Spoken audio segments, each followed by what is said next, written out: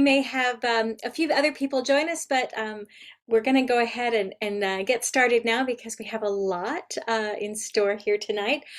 Before we do get started, I just want to make a couple of quick announcements. The first and most time critical announcement is that early bird registration has been extended until March 8th. So get your discount now. Get in there and register. This is for the UXPA annual conference. It's in Austin this year, June 20th through 22nd. I can't wait. I've seen the hotel. It's going to be a fabulous venue, and the presentations, the pre-conference workshops, everything is absolutely it's stellar. I cannot wait. So get your registration by March 8th. I think before we begin too, I want to make a really quick plug for our webinar Wednesdays, every first Wednesday of every month. Normally at this time, but next month it will be at 1 o'clock. So it'll be at noon to 1 Eastern time. So I'll remind you again about that. You'll see more reminders about that coming up. Okay, without further ado, I want to introduce you to tonight's speaker. Someone you probably already know, Andrew Shaw, is a Senior Director for Experience Design Research at the Mayo Clinic. He's also a member of the UXPA Board of Advisors, or Advisory Board, where he's the Director of Publications.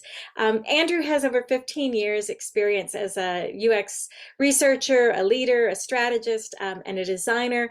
He's worked with companies such as New York Times, Citibank, Harley-Davidson, Southwest Airlines, and as I said, he's currently with the Mayo Clinic. He's also an adjunct faculty member at the Maryland Institute College of Art, and he teaches graduate students about human-computer interaction there. So when he's not talking about UX or teaching or writing about UX, Andrew enjoys taking short walks on the beach with his pug named Lucy. So without further ado, Andrew, I'm going to hand it over to you. Great, thanks, Abby. So these days Lucy's quite old, so the walks are very short and slow. Well, great to be with everyone this evening. I'm really excited about this topic. This is something that for me has been something as a journey itself, really, in just really understanding kind of the value and how personas and journey maps have really fit into user experience and what we do and how we do it. So what I'm going to share with you tonight is pretty recent in terms of how Mayo Clinic and our user experience team and our larger design organization is thinking about personas and journey maps. And we have some different ideas that I'd love to share with you tonight. And I'll definitely make sure that that I finish early enough so we can actually get into hopefully a discussion, and really would love to hear from the community about input you have, and definitely some questions that I can answer for you. I'll ask, you're certainly welcome to put questions in the chat as we go along, but we'll basically do a Q&A in the last 15 minutes or so of our time together.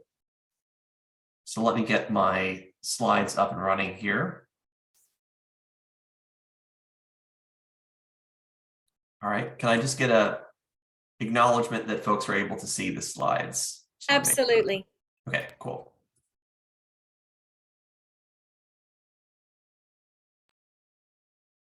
All right, so like I said, we're going to talk about personas and journey maps, and you're going to hear me use this term altitude, and I'll go into sort of what do I mean by altitude? What does that have to do with personas, and why are we talking about kind of the right altitude? It's a really key piece of this strategy that I'm going to share with you tonight for how we can really make personas and journey maps a lot more effective than they are at many organizations. Unfortunately, I do have some sad news for you this evening.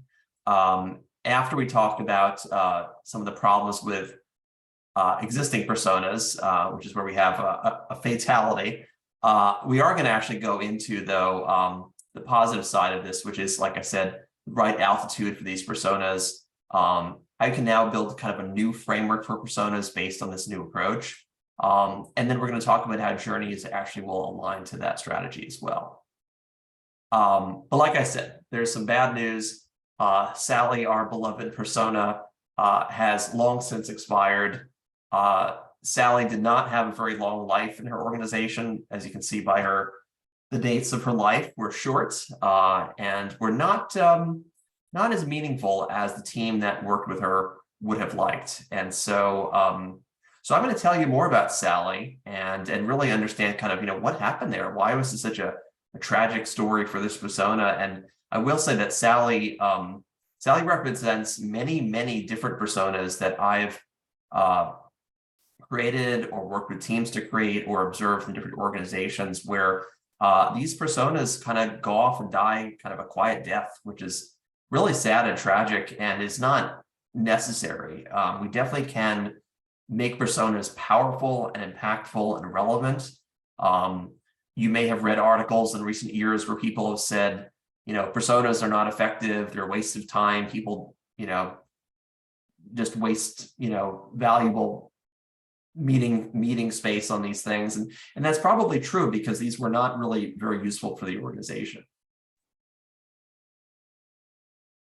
Now, here's Sally. This is when Sally was, first created, and, I don't know, looks on the surface level pretty good. I mean, we have, a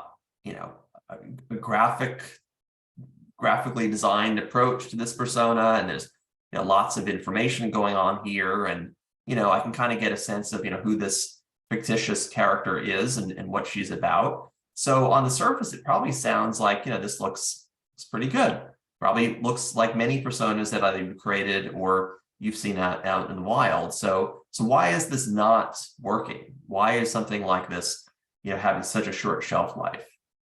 Well, we did kind of an autopsy, if you will, a little gruesome, I know, but we kind of, we're treating these people like fictitious characters, so we have to kind of know what happens when they expire and why are they not surviving long-term in our organizational consciousness? It's a problem.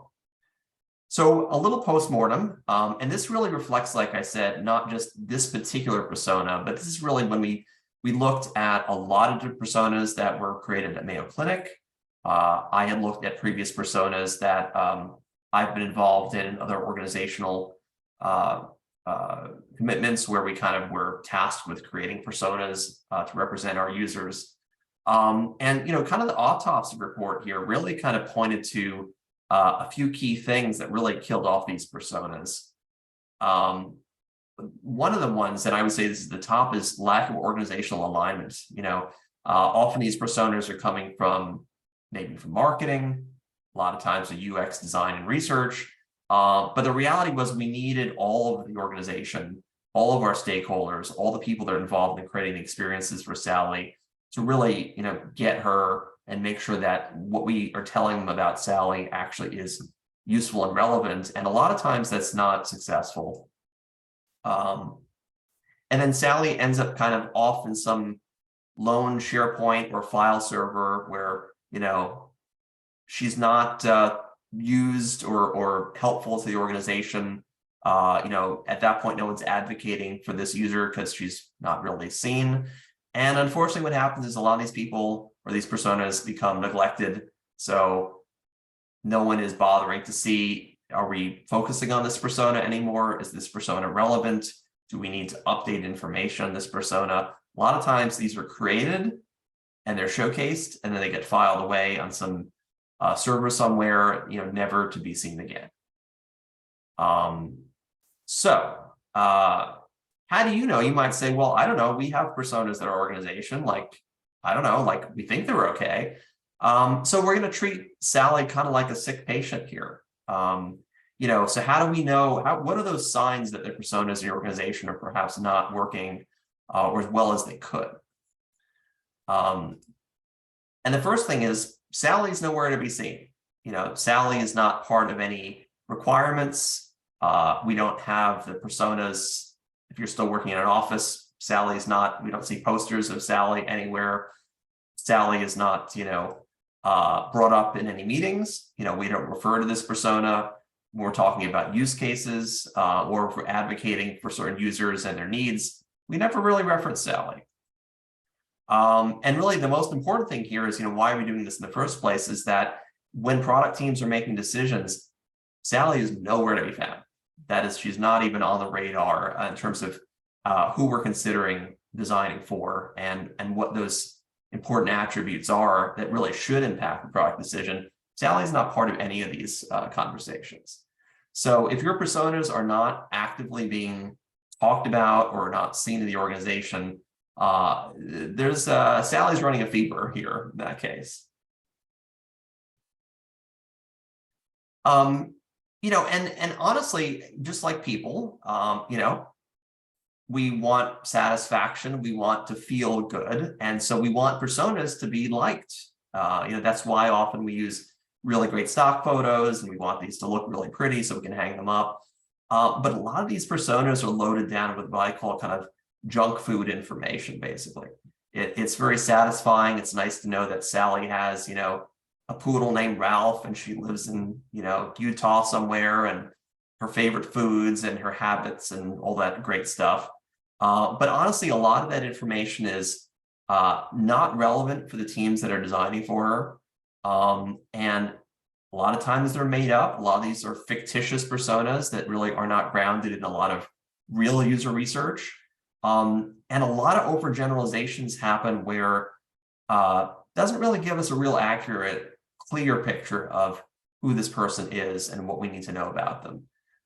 So if your persona or personas have any of these kinds of things in them, chances are they're suffering from a lot of junk food.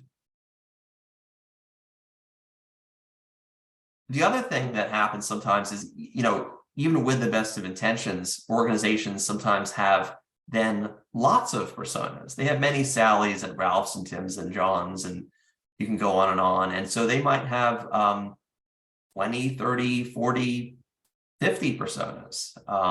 I will out Mayo Clinic and say that across our organization, we have well over 50 unique personas and counting, a huge array and library of every kind of user type that you can imagine, either working for Mayo Clinic or a patient at Mayo Clinic, or people that access our information. So heavy investment in personas, but the problem is sometimes it's too much of a good thing. And what happens is when you have such a tapestry of so many different personas, how does the organization know where to focus? How do they know who is the priority here? All these personas can't equally be important to the organization at all times.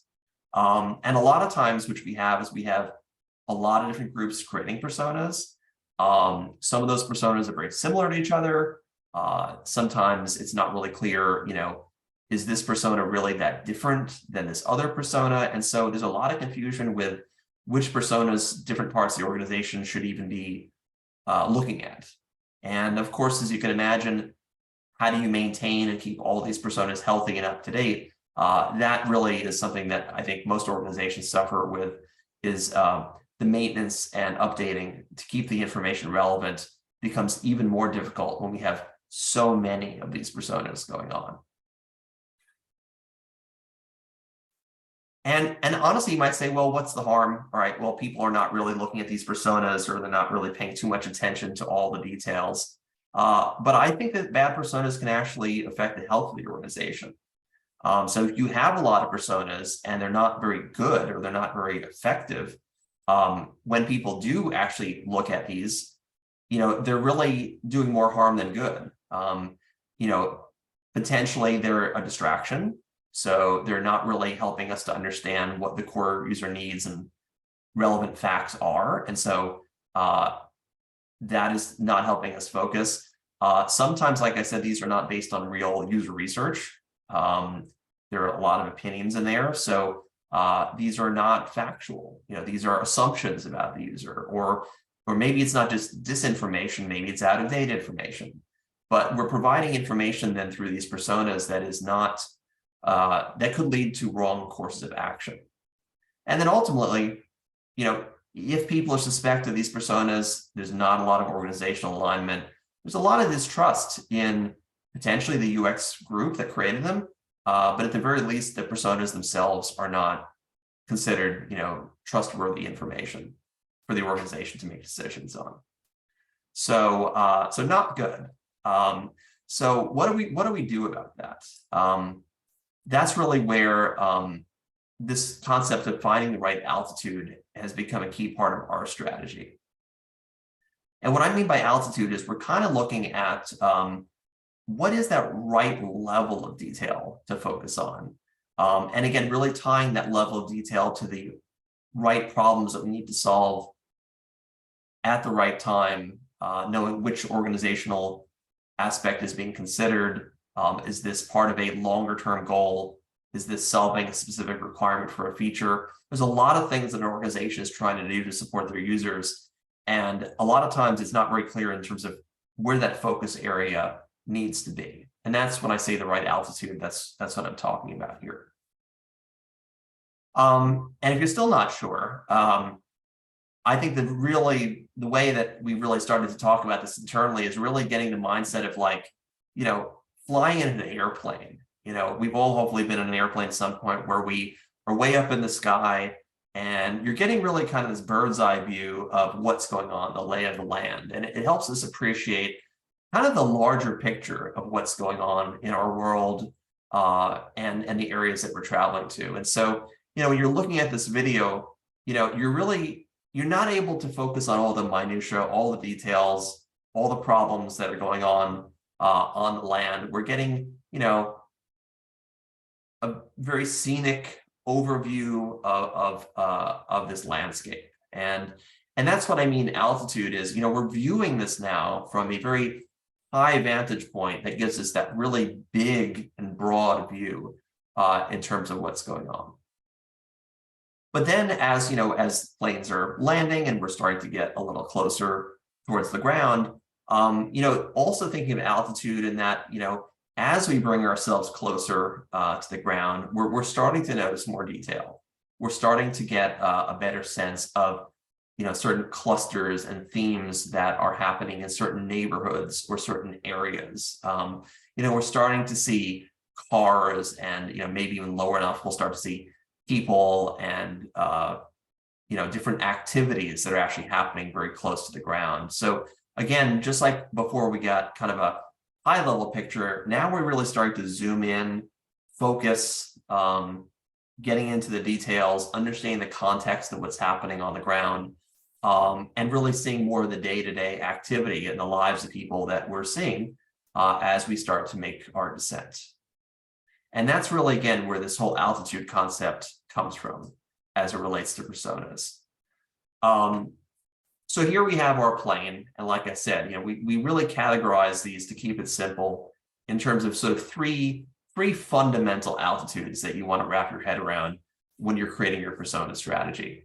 And the first is kind of this high level representation, like you saw in that video, where the plane is flying at a high altitude. We are trying to get a general understanding of what's going on.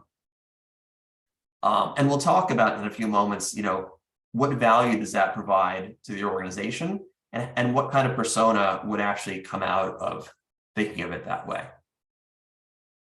A lot of the product teams, though, a lot of teams that you or I work on, we're focusing on kind of the middle altitude, and I kind of call this the cruising altitude. This is kind of somewhere in the middle where we're not in the weeds all the time, but we also are looking at this at a bit of a broader level, so that way we can understand what's really happening. But we do have to occasionally get into the details. We are creating requirements, we are creating mock-ups and things that our product teams need to then build. So we do need to get to those lower levels and focus on specific user needs at certain times. So there is a need to really look at these from all three different levels. And I'll explain to you kind of why and kind of how we actually do that. And I'll break this down into sort of each of those three. And like I said, the first one is that high altitude perspective. So what is that? What do we use it for? What does that look like? So that high altitude perspective, like I said, is really to provide a persona that's giving us kind of a broad understanding and big picture. This is really where a lot of that strategic thinking comes into play, is that, understanding this audience at large really helps us think about kind of the broader needs of that user, Depending on the complexity of your organization, like Mayo Clinic, if we were to take like a patient at Mayo Clinic, there's a lot of plans that go into supporting that person. I mean, it could be anyone from, it could be anything from like our public website to our patient portal to what happens when you get to Mayo Clinic and you have to check in for your appointment. So there's a lot of different teams that are kind of looking at that persona from many, many different vantage points. But we all need to be able to think of that larger persona in the same way, because at the end of the day, we're talking about a patient that all of us are going to have to serve at some point. And a lot of it then connects to long-term planning. Where do we need to serve that patient now? Where are we going to have to, in a lot of cases at Mayo, we're looking kind of 10 years out. What is that future patient going to look like, 10 years from now? And how are we going to support them then? So we can't be in that low altitude setting when we're really focusing on the persona needs for that situation. And also tied to that, like I said, this is really where we're looking at breaking organizational silos. So our persona work, when we're looking at these high altitude personas, we have working groups that are across Mayo. It's not just user experience. It's a lot of the different organizations that support patients in different ways.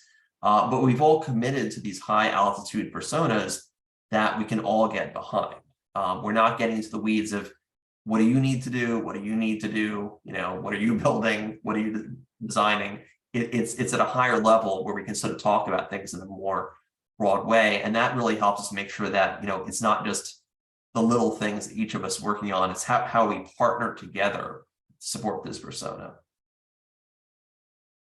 And by virtue of that, if we are all looking at this and we're all kind of at the same altitude flying together, then we really can look at organizational priorities to see, where are we going with supporting that persona? How is each of us at that level focusing on their needs? Now, this is a little different in some sense that a lot of these personas tend to be owned by, a UX department, for example. The high altitude personas we feel really need to be owned at the enterprise level and by higher level leadership. Doesn't mean that those people are the ones who necessarily created these things, because our research and design folks are really good at producing these. But in terms of ownership and making sure that the entire enterprise thinks about these people the same way, these personas, this is where the ownership happens at a much higher level. And I do want to point out, I have a visualization to kind of show how this all works, but in this case, we're talking about very few unique personas here, maybe a few. And these are the ones that everyone in the organization kind of needs to say, yes, these are our core user groups for Mayo Clinic at large. And these are pretty stable. We're not changing who these personas are very often. They're kind of the pillars here that we're all basing this on. So for example, like at Mayo Clinic, of course, like I said, the patient is one of our most important ones, if not the most important. But we also serve the general public as a huge part of our mission. And Mayo Clinic has 75,000 employees. We have employees as a key persona, and there are a few other key ones. There's only a handful at that level, high altitude level. So I said like that mid or like cruising altitude level, that's where a lot of the folks in a product design organization kind of live. That's kind of our sweet spot there. And in this case, we still are looking at breaking silos, but in this case, it's folks that are designing different experiences. So for example, at Mayo Clinic, we have several different product teams that are all creating different things for patients. And they're different teams. But in this case, they can have shared personas that are written at the right altitude, that each of those groups can still use it and it's valuable for them. And we're all talking about this in the same way. And we're all kind of on that same, I'll use the term flight path together. And so that's really valuable. We have kind of a common set of specific kind of personas that are more specific than the high altitude ones, but are still broad enough that allows us to kind of all look at these together. And so you'll start to see here, they are more specific. There is more context, and we are starting to now define more specific groups under that high altitude umbrella. And at this point, we're talking about the product portfolio leaders, people who are involved in major groups of the product organization who own different parts of it, who we work with. Those are the folks that really need to start aligning and owning those for their teams. And then lastly, we do need to get in the weeds. Low altitude perspectives are really important. That's where we get kind of our deep, understanding of a very specific context. They tend to be quite narrow and specific in use case. And this is really also just to make sure, if you're flying way up there, you're not going to notice if someone on the ground, if their fence needs painting or their grass needs mowing, it's too high. We can't see all of those problems at that point. It's way too high. So you do need to go low sometimes with these personas to understand, are we missing anything? These definitely could be owned by individual product teams. There might be very specific people on the product team that are really focusing on those very specific lower altitude personas. And so this could be people like designers and BAs and such. So how does this all come together as the one thing? Because this is not three different strategies. This is one strategy here. And the way I like to think of it is really a pyramid, but a pyramid in the sense that in terms of, because the question I get a lot is like, well, how many personas does our organization need?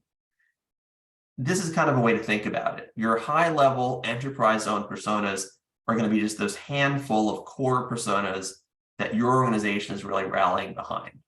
So there has to be a big alignment there, but it's a very few core set of personas. The medium layer is a lot bigger. We have a lot more personas at that level, but within limits though, and I'll explain what those limits would be in a minute. The low level though, there's potentially almost an unlimited, in theory, an unlimited number of personas, because you can have many, many different use cases and different scenarios at that point. So that's why that one is kind of the most broad, and there could be potentially the most amount of those. So when you think of like, how are you, if you think about the number of personas representing in your organization, you're only gonna have a few top ones, some middle, and then there could be the potential over time to address many, many different personas, where that bottom level could build out and grow over time. So here's an example just to kind of make it a little less abstract. So if we took just one persona as part of our high level, high altitude, that could be clinicians. We have thousands of doctors and different medical professionals at Mayo Clinic. They all have a lot of common needs, and that is a key audience for who we need to design for at Mayo Clinic. But within that group, we also have the core set of clinical type roles. And I don't have all of them here, but maybe 5, maybe 10 at most. And that kind of builds out kind of then those core types of users that when we're creating experiences for, we know that doctors need certain things, nurses need certain things. There are common ties to them, but there are some key differences in terms of designing for them. But then healthcare is very complicated, a lot of different use cases. There are going to be situations where we have to do things for specific types of people in certain scenarios. So one example might be within this hierarchy, ophthalmologists are a type of doctor, type of medical person. They might, in this case, let's say, see a certain kind of patient. And in this case, we're introducing even a kind of technology that's going to support this interaction. So you can see it's very specific at that lowest level where we're much closer to the ground. So I often get asked, well, if the Sally persona is not effective with the information they have, what information do we put in there? And then, of course, how do we decide with those altitudes? How do we know what we're even supposed to be, covering here? So I'm going to really make this pretty simple. And I would say, though, it is simple, but it's very powerful in thinking about, these are the only components that we really want to have in the persona.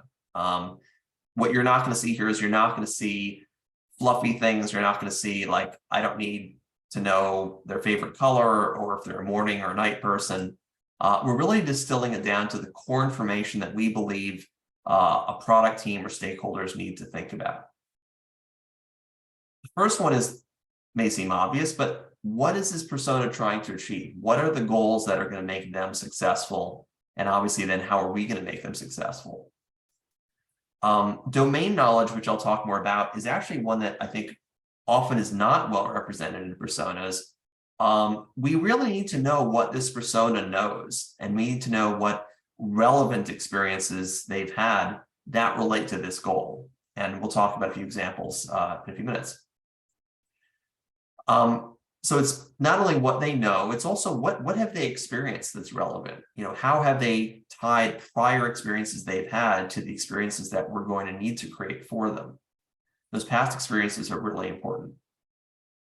And then tied to actually getting your goals achieved, there are things you're going to have to do. These could be kind of jobs to be done. I'm sure many of you have sort of thought about, how we're going to actually understand what a user is doing and what they need to do. It's kind of a core part of the persona. But that context of how and where, and even sometimes when they're performing those tasks, is really important to know. What is that process like for them, and how are we actually aligning to things that they're already doing and the way they want to work and the way they currently are working? And then, of course, pain points is another one of those obvious ones. But again, those pain points are not general pain points. They're all really tightly woven into the story of what this person is trying to achieve, and what are some of those blockers or potential impediments that are going to make doing those tasks or reaching their goals more difficult to do. So at Mayo, we really are trying to focus on really just these 6 core areas of our personas. And then that really allows us to then make sure that each of these 6 items, depending on the level of context and detail, is consistently supported throughout all of our personas. So I'm going to show you, breaking this down sort of step by step, like how do you do this? What is that high level persona that you're talking about here? I would say the first thing we should start out with is just talking about the patient. This high level persona would be our Mayo patient, who we are trying to serve. So very, very broad audience, very broad actually. But there are some common needs. If you're a patient, chances are you have an ailment of sorts. You're looking for treatment. You're looking for Mayo Clinic to help you. And then that journey really is supported through many different journeys of, getting clinical care at Mayo Clinic, and in every possible way that we can offer that care. So there are a lot of core needs and basic tenets of what it means to be a patient at Mayo Clinic that we need everyone who's creating an experience at Mayo Clinic to be able to rally behind, without getting into the lower level weeds of what are all those different needs. And honestly, whenever we start this process, and this will feed into kind of these lower level personas as well, is it's all about similarities and differences. That's what, in my opinion, that's what all these personas are all about, is how do we understand what those core attributes are of these personas? And that's really what forms those personas at those different altitudes, is the similarities that make them in that same persona group. And then the differences are when do we need to diverge? When is something different enough where we need a different persona to represent that audience? And that's really what it is. And a lot of these is just really basic Venn diagrams like this, and just putting those attributes in here, and this can be done in a workshop. This can be based off of, maybe affinity diagramming from user research, where you're trying to tease out what these similarities or differences are. But at the heart of it, and it is simple, is looking at, where these things overlap, but also acknowledging that these differences could lead to some other unique need. So I'll say, fasten your seatbelts. The seatbelt sign is on. We are going to descend now into some of the lower levels, talking about kind of the mid altitude or cruising altitude and lower level.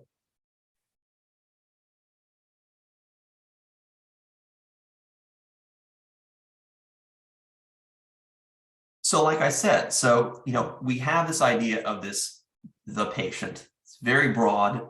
You know, we're not at a stage at this point where we can design for that person. So if you're thinking, well, what am I supposed to do with the patient at Mayo Clinic?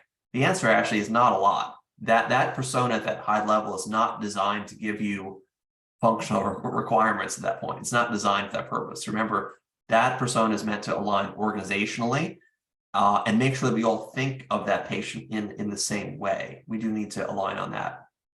As we lower our altitude now to kind of the mid-level, now we can start to unpack some of the unique attributes where that Venn diagram is diverging, where we are saying, yeah, there's a patient, but if you're having a patient that's in the hospital versus a patient that is just going to their doctor, for a rash or something like that, yes, they're patients, they're still being seen by Mayo Clinic, but those experiences and basically those personas are starting to diverge fundamentally now. So now when we talk about this like mid-level tier, we're going to have to start thinking about those a little differently. The deeper we go, that's where we start to talk about these lower level personas. And you can see this potentially could keep branching. And that's why I said there's a lot of potential ones that could happen at those lower levels is, okay, well, yes, there are outpatient patients that are going to their doctor's office or having a visit. But in some cases, especially today, some of those outpatients are having care in a doctor's office, and many of them are actually seeing that outpatient doctor virtually and through virtual care. And so each of these different persona types now really has very different needs, very different context, different ways of working. And when we're designing experiences, we really do need to start thinking about these specific types of individuals because the experiences we create are going to be hugely impacted by these major differences here. One of the ones that I mentioned earlier to you about domain knowledge and experience, where a lot of times people aren't thinking about that much, is one of those core areas of personas. And I just want to give you kind of one example or scenario of how that applies or could apply. The first is, let's take this persona here. It's a saleswoman. And I have two saleswomen here that I'm going to show you. This first one is quite new to sales, this persona, that he or she has no more than 6 months of experience, very new in sales. So their domain knowledge of sales is not a lot. However, their domain knowledge in technology is quite extensive, and their experience in sales might be very little, but their experience with digital technology in many ways is pretty sophisticated. So we have, not a lot of domain knowledge and experience in the actual sales process, but very proficient in just, more being like a digital native. In contrast to that, this would be, again, a very different persona here based on their domain knowledge and experience is a person that has been in sales for many years, 25 years, sales veteran, tons of domain knowledge and experience. But their experiences, though, tend to be very analog. They tend to use more, physical things. Maybe they're not as comfortable in technology. They don't have as much experience with it. And so they kind of go where their comfort is and making sure that, they get the job done, very good at sales, but very different experiences when it comes to technology. So when we start to think of personas and persona groups, now we can start to plot these things. And so one of the things that we do in our personas a lot is these 2x2 matrices to understand things like domain knowledge and experience. And you can see here in this case, each of these dots represents a different persona that has a very different domain knowledge and experience situation. You can see that Sally fits on the spectrum, very high tech savvy, very new to sales. Samantha, who is our second persona, sales veteran, but kind of pretty new and not super comfortable with technology. And so some of these big swings in knowledge and experience here really can craft very different personas from this.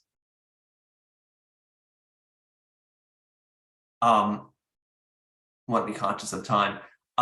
So hopefully that gives you a sense of, again, like there's these different altitudes. There are some core attributes that we're going to have in all of them. There are very specific things we're looking at to really make sure that we understand kind of whether these personas are basically pretty much the same at that altitude or fundamentally different. So for example, that salesperson example I gave you, that was really leaning towards maybe a mid to lower altitude situation. Could have been lower if we really went deeper into some of those areas, but it was definitely not a high altitude. A high altitude would basically be, how are we designing for salespeople at our organization? That would be a much higher level one. So what's really critical here is, the personas and journey maps go hand in hand. And one way for these not to work would be if we have a lot of turbulence where we have personas and journeys that are not written at the same level. That's going to introduce a lot of confusion. So when I say written at the right level, they really have to, or right altitude, these basically have to align in terms of, is this a high level journey related to a high level persona? Or are we really low in the weeds here, making sure that we understand very specific personas with very specific journeys attached to it. And just to bring again back our plane scenario here, here's an example of what I mean by that. So if we're talking about a patient, like I said, that's our high level, just a patient at Mayo Clinic. Our journey is basically, what is it like to get care or be treated at Mayo Clinic? You can create a journey map at that level that really helps paint this broad picture organizationally of how we generally care for patients that come to Mayo Clinic. But if we bring our altitude down a little bit more, now we're talking about something that's a little bit more specific, a little bit more contextualized. So now we're talking about an appointment-specific journey. So not just how do they get care at Mayo Clinic, now we're talking about someone that's actually having a medical appointment at the clinic. And going deeper, now we can certainly see the details of the ground. Now we're really talking about a very specific scenario where it's a consultation, it's happening via telehealth, it's with a specific medical type of professional, and we even in this case know what kind of condition a person is being treated for. Each of those personas and the levels you can see are very, very different. And you can probably imagine that the journeys themselves would be, what we'd have on that journey map would be quite significantly different in that case. And like I said, where I see a lot of these things not working is when they don't line up. It causes a lot of confusion if the persona is not really matching that story that we're representing that journey. And the things we're really trying to understand here is, for that particular persona, what do they need to know? What do we think they know, their domain knowledge, and their needs, and then how are they reacting and what are they doing in that particular scenario in that journey? And I'll share with you an example or two, so hopefully that'll hit it home here.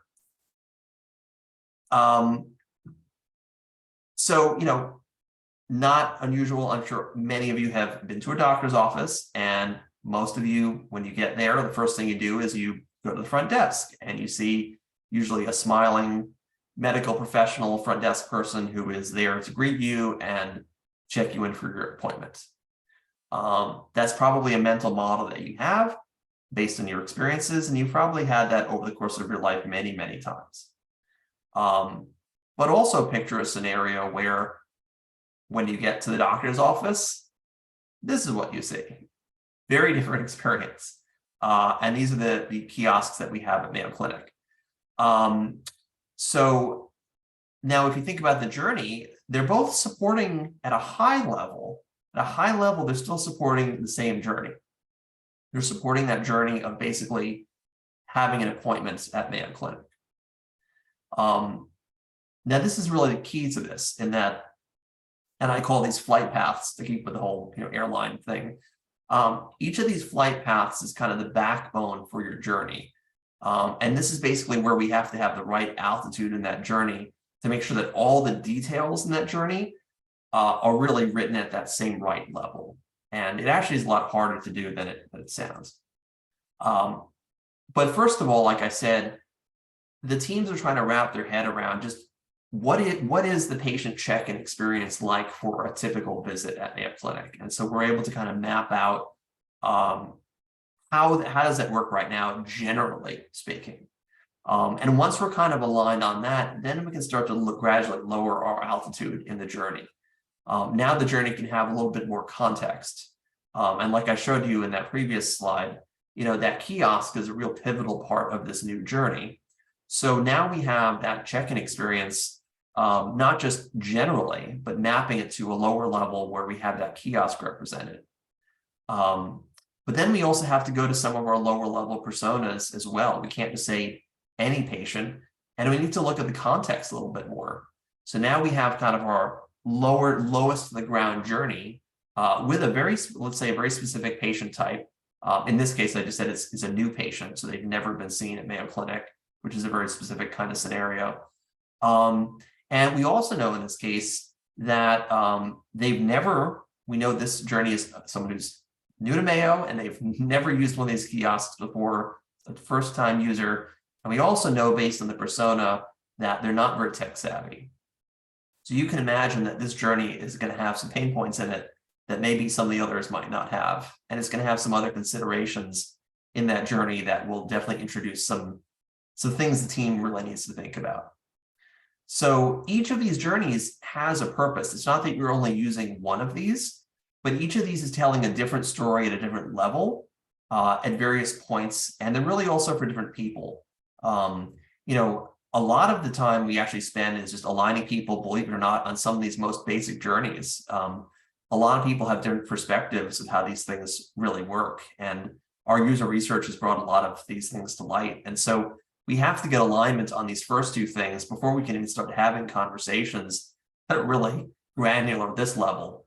And that's what these documents are meant to do, is they're not pretty journey maps and personas. They're really just communication vehicles to have with teams. I think what happens is people spend so much time creating these personas and journeys, but they're just artifacts. And what we need them to be is really just helping us talk about these things and make sure we're not talking past each other. We're talking about them at the same level with everyone involved in the project.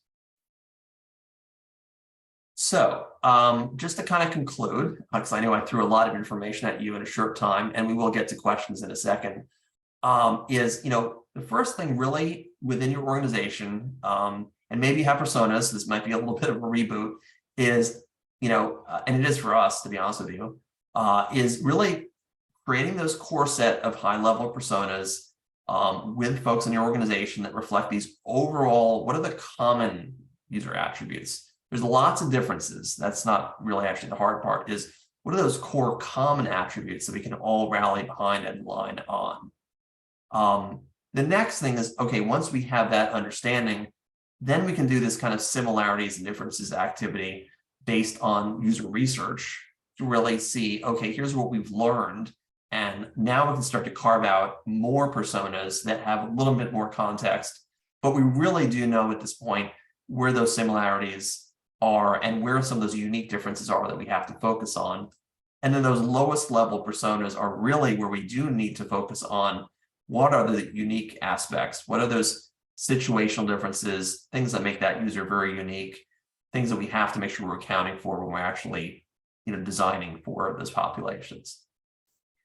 And like I showed you earlier, I mean, you can throw lots and lots of details into a persona. I think actually less is more.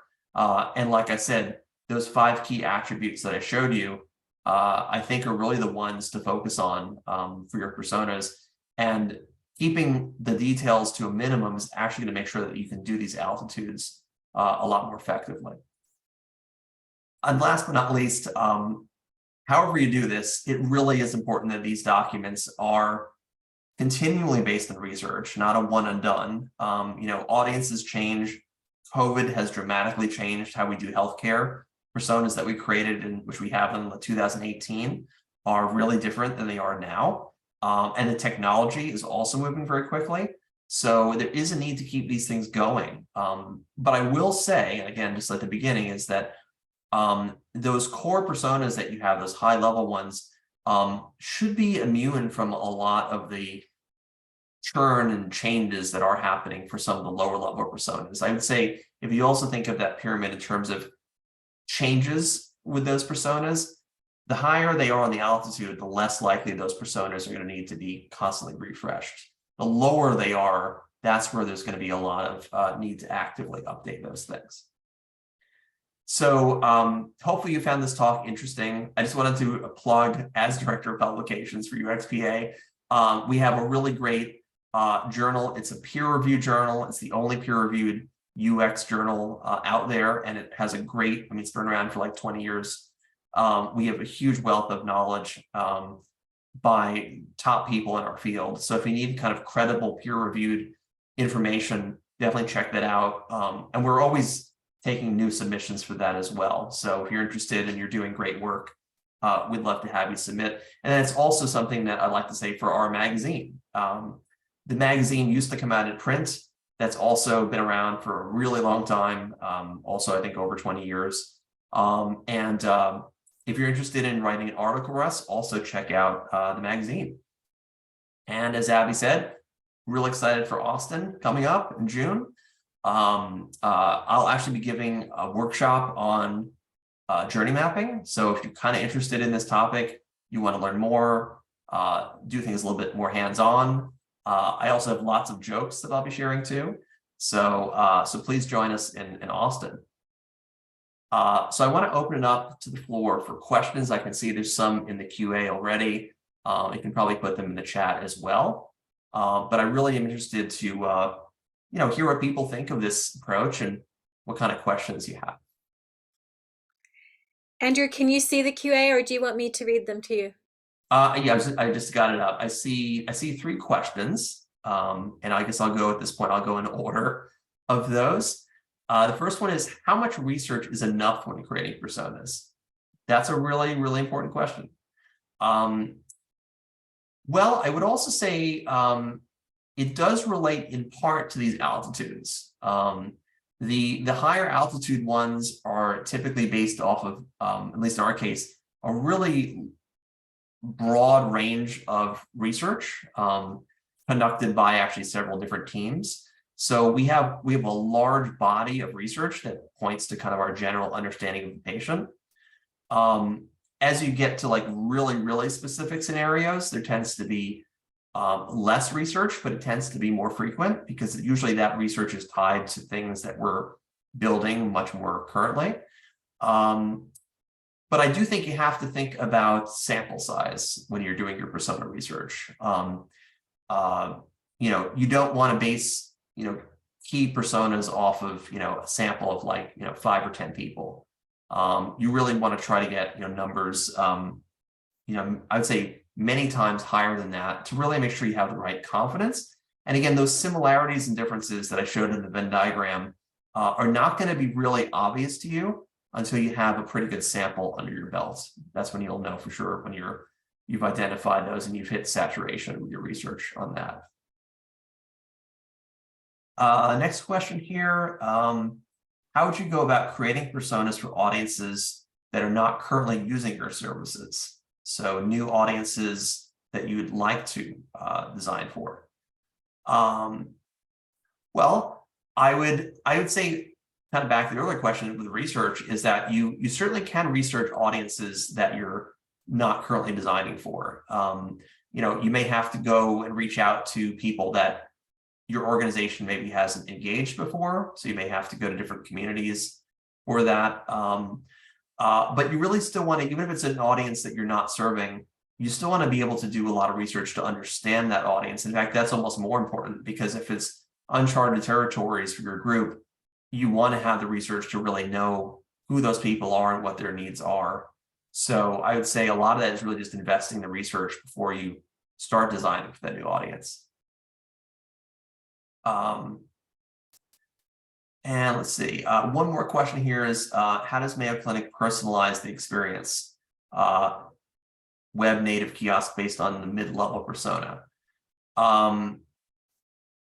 That's an important one. We actually are focusing specifically on personalization at the moment, and it's a really important thing where these personas uh, that we understand, and that's why, as you have here, mid-level personas actually is really where we focus on for a lot of that personalization, because we kind of have to know um, what that entire personalized experience is going to be from one experience to the next to the next. And so when we're looking at that mid-level across different product teams, we kind of need to know, like, what is that persona and what are they going to be experiencing in each part of that journey, so we have kind of a consistent personalized experience. And as you mentioned, different platforms, that's also, yeah, I mean, what platforms that person typically uses, are they typically web or mobile based? Are they going to encounter the kiosk? Some of those details might be a little bit lower level. That may not always be that mid-level, but those definitely have to be accounted for, I would say. Is there one more question to come in here? What point of time will we know to update our three altitude personas? Is it from market research? Well, I would say you're not always going to know definitively unless there's what I would call a disruptor. What is a disruptor? I would say things like Chat GPT or some of the AI conversational technologies that have emerged that are now flourishing. That's a disruptor, and that's when you see things like that out there, that's going to impact the personas a lot. Now, it's not going to impact your higher level altitude personas. Those stay pretty consistent, but definitely the lower level ones, new technologies and things like that people now have access to, you're going to want to probably update certain personas to reflect that, for example. Let's see. We've talked for probably one or two more, I think. I see one just came in. Any experience with personas in the B2B space? And difficult to get persona. You mentioned get many more than 10. What if that isn't possible? What do you suggest for teams that would be lucky to get 5? So I'm assuming you're talking about the research there. I've always been a fan of some research is probably better than none, but you need to understand the limitations, though, if you're going to only have a small representation. What I would do is if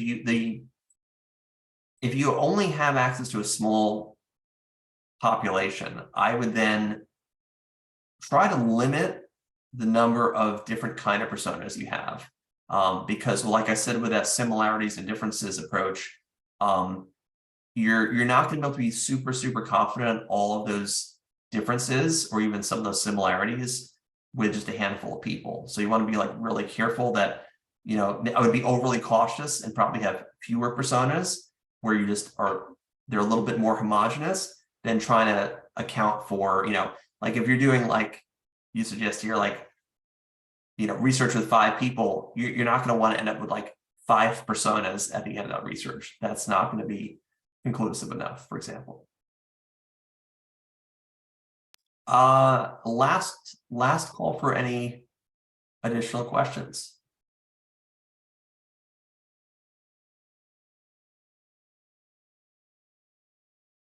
I think that's it, Andrew. All right, excellent.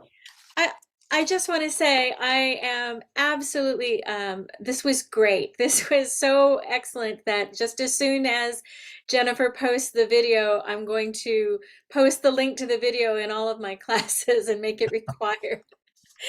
And I have to say, I love the humor of having poor old Sally. May she rest in peace. It So usually gets people's attention. So everybody who attended tonight, thank you as well for joining us. And I do want to encourage you to join us each and every first Wednesday of each month for our webinar series. Just a reminder, next month, April 5th, we'll be holding our webinar from noon to 1 Eastern Time, and that will be Nikki Anderson Stanier, who's the founder of User Research Academy, is going to be talking about how to workshop facilitation techniques for researchers, so how to facilitate workshops effectively. So please join us, and Andrew, again, thank you so much. Thanks, And we everyone. hope to see everybody in Austin. Register now.